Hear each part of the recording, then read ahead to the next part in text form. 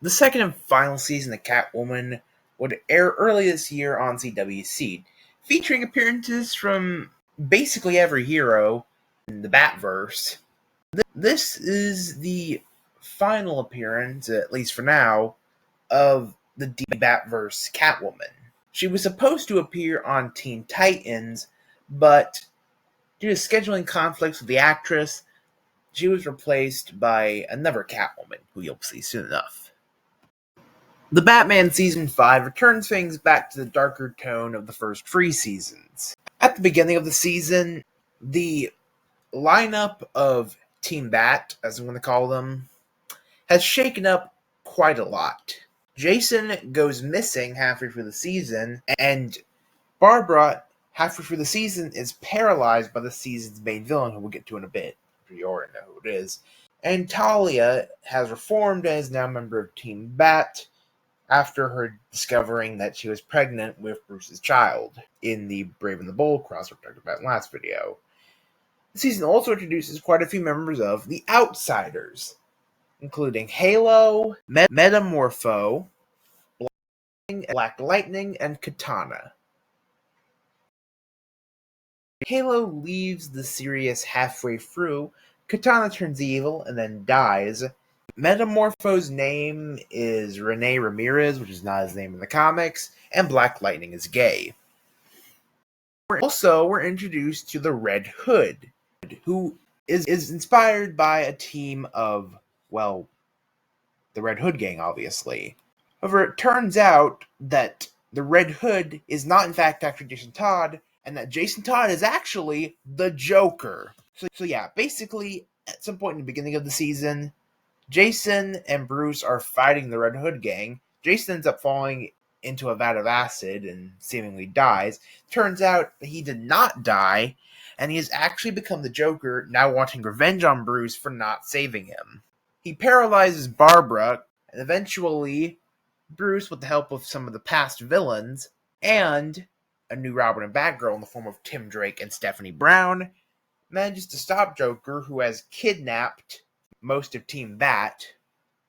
Scarecrow, who is one of the main villains of the first season, dies in a redemptive fashion, and the series ends with an explosion where it's implied a couple characters might have died. Superman Season 3 would introduce Supergirl. The main villain of the season, despite what I said in the last video, would not be Brainiac, because I have plans for him. Instead, the main villain would be Super Doom. Obviously, as a counterpart to Savitar, it would be revealed that he's actually an alternate universe version of Superman. But to borrow something from the Black Lion's very own take on this idea, Super Doom is actually Bizarro, a clone of Superman created by Lex Luthor all the way back during the events of Season 1, who came out mentally handicapped and disfigured, so he was abandoned. He took upon the alias of Super Doom in an attempt to make himself feel stronger. Nothing better than self-motivation. Also, in this season, we're introduced to Livewire, who initially starts off as a villain, but eventually becomes an ally, even forming a romance with Jimmy Olsen, because, well, to be completely honest, why not? There's a musical crossover episode between this show and Wonder Woman, featuring the Music Meister, where Clark and Lois end up getting engaged, and also Jon Stewart teams up with Livewire for a bit. In season 2 of Wonder Woman, Steve Trevor becomes Guardian, Carol Ferris is introduced and becomes Jon Stewart's love interest, which is kind of awkward considering that Hal Jordan is introduced in the first 2 and last 2 episodes of this season. He and Carol have no romantic connection, but do have a past with each other. The main villain of the season is Sinestro Corps. Teen Titans Season 2 reveals the Justice Society to us. The very first superhero team, the Titans find themselves magically transported back in time and are eventually joined by the new Catwoman, Holly Robinson, a friend of Selena Kyle's, and Kalanassar, the grandson of Kent Nelson, the original Dr. Fate.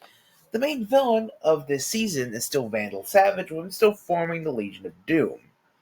Here, though, it's comprised of Hugo Strange, Lex Luthor, Parasite, and Oswald Cobblepot. Eventually, they're all sent back in time after Vandal is defeated, and they basically lose their memories of this whole incident.